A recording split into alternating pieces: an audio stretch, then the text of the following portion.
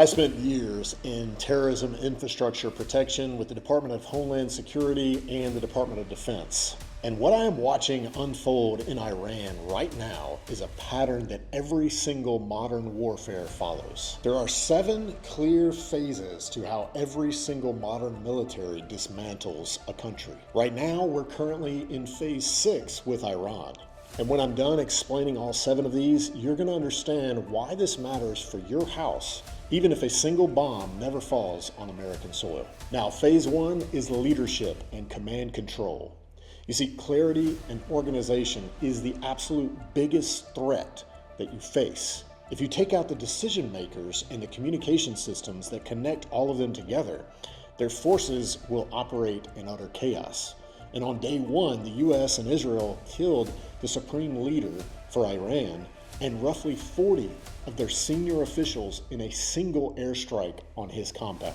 They hit IRGC headquarters, they hit their military office of the supreme leader. They also hit their radar and air defense command centers. The goal was clear: sever the brain from the body. And it worked. Within 48 hours, Iran's own foreign ministry admitted the military had lost control and several of its units were operating on old standing orders. So when the people giving commands are dead and the systems that were carrying those commands are completely destroyed, what you get is utter chaos. And that's the point. Now, phase 5 is energy and economic infrastructure. On day 7, Israel and the US started hitting oil depots in Tehran for the first time. Several of these depots and military refineries were completely destroyed, causing massive fires, and black soot started raining down on the capital of Iran. Now, this phase comes later in the sequence of events because it's the pressure phase, it's the pressure cooker. The military machine is already broken,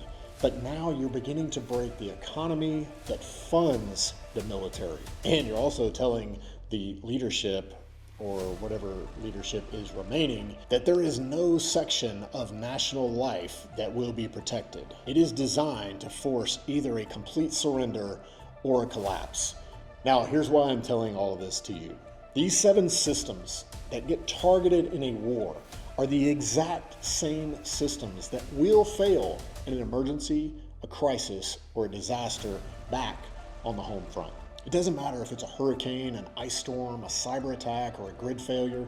This sequence looks the same. It doesn't matter if it's a domestic crisis or a war. And it usually goes something like this. The power fails first. That's a given. Then as soon as that happens, the grid and the communications are going to go down, because all of your cell towers, they run on backup batteries or generators. But that can only last a few hours. And as soon as that stops, communication is broken.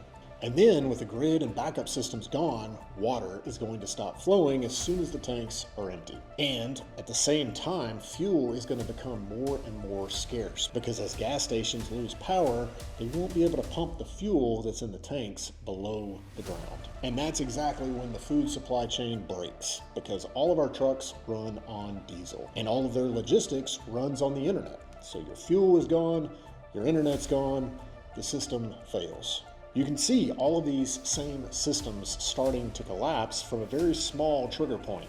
It's the same vulnerabilities, the same sequence. The only difference is the trigger point. It's not a bomb, it's a hurricane. Now, I'm not recommending you begin preparing for an Iranian missile to hit your neighborhood, though that's not entirely impossible, honestly.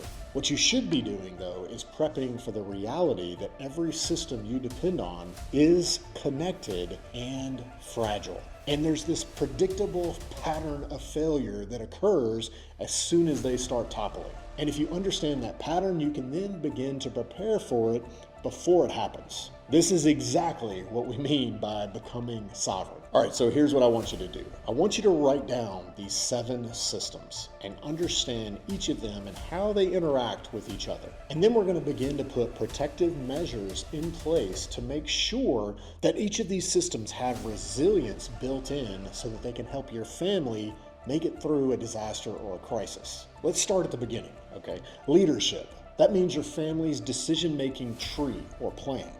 You want to make sure this is written down and your principles of decision-making and framework is all communicated regularly with your entire family And you don't want to just do this once. You want to write it down, you want to get it into everybody's hands, and you want to make sure you talk through it. Next, we're going to look at communications. Now that means how you stay connected or in contact with everybody when all the phones go down. What are your backup plans? What are the meeting places? Where are you going if X happens or if Y happens? Now, if you start thinking about your physical security, you're thinking about shelter. How can you fortify your home and its infrastructure? And then you need to take a step back and think about, well, what if I'm on the go? What if I am mobile? Do I have infrastructure in place in my vehicle to protect me and my family if we're out when something crazy hits? That means you need to have a reliable vehicle to start, and it needs to have all the gear and tools in it at all times, just so you have it if you ever need it while you're on the move. Then we're going to look at production, and that means your food and your supply chain.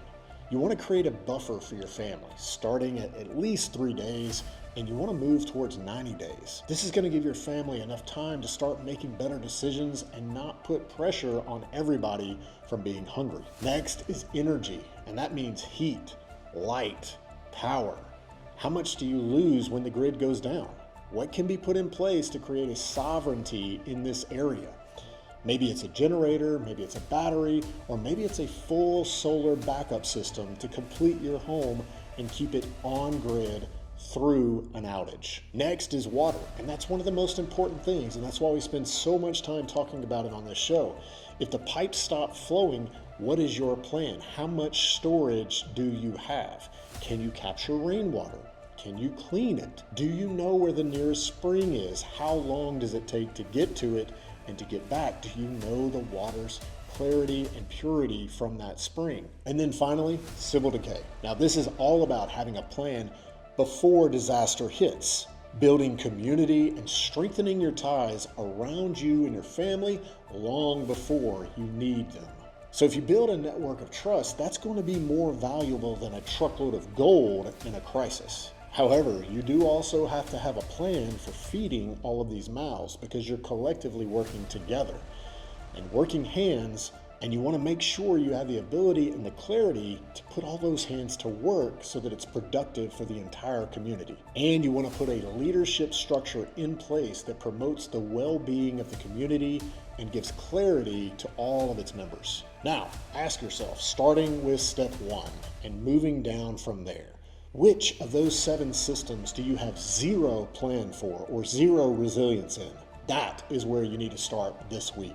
See, in my opinion, every sovereign household needs a plan for all 7 of these systems. Not because a war is raging in Iran or because it's coming to your street, but because you are so dependent on each of these systems, and if they fail, it's going to be the same order. It doesn't matter if the trigger is a bomb or a blizzard. In an emergency, they begin to fail, and you've got to have resilience in place for your family to make it through and get to the other side. I'm Richard Rhett, founder of Sierra Madre.